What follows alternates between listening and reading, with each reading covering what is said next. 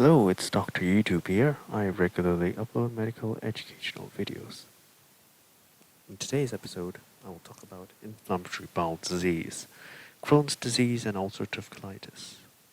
Now, imagine, for Crohn's disease, you've got a fat granny skipping through all the cobblestones, causing fistula. Just imagine that. Now keep that in mind, because we'll come on to that later.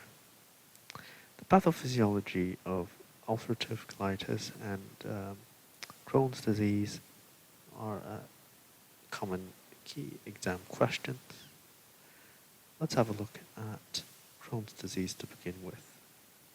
In Crohn's disease, you have inflammation across all cell layers, transmural inflammation. It tends to affect all areas of the GI tract, especially the terminal ileum. It tends to spare the rectum. It tends to skip lesions, so area affected, area not affected, area affected, so skip lesions. Because of all that edema and the mucosa, you can have a cobblestone appearance, as shown here. So all that is mucosal edema. You can have strictures and fistula formation. The reason for that is because you have non-case-eating granuloma formation. And that is a collection of epithelial macrophage, giant cells such as these, lymphocytes, and these are all indicators of chronic inflammation. When you have chronic inflammation occurring, it eats away certain stuff.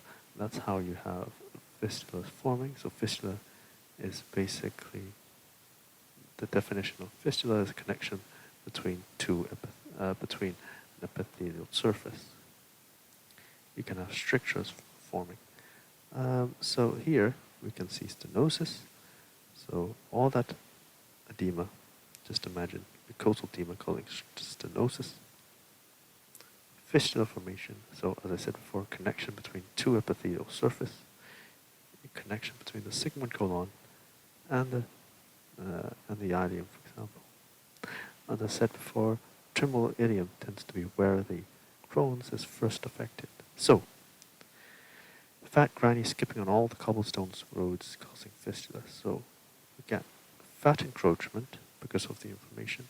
You've got the granuloma formation, the giant cells, skip lesions. So transmural, all cell layers are affected. You get a cobblestone, mucosa, fistula formation, and strictures.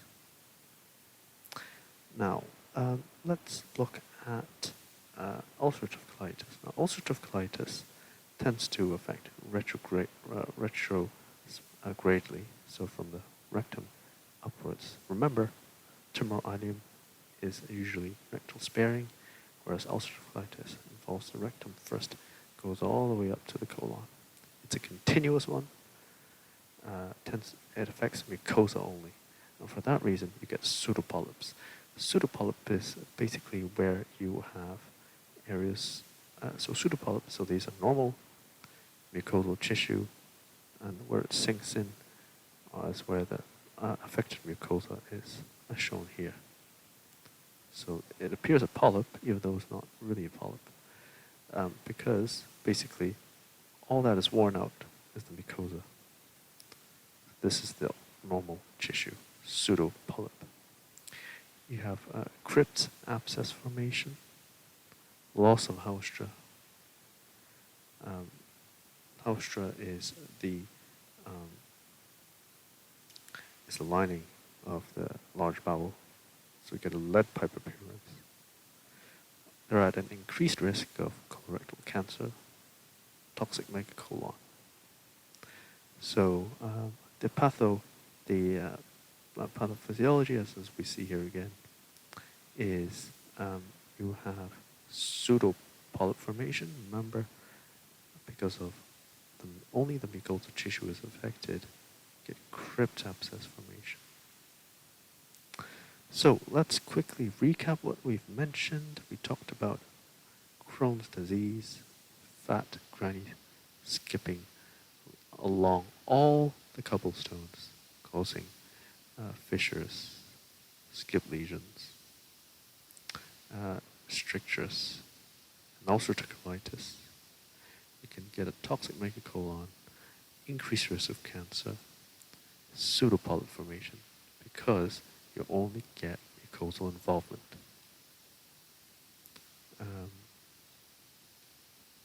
In ulcerative colitis, you get rectal involvement for sure, involving the colon, whereas Crohn's disease, you get rectal sparing, tends to affect the terminal ileum, but skip lesions. I hope you found this video helpful. If you do, please give it a thumbs up, like, and subscribe. Let's look after our bowels.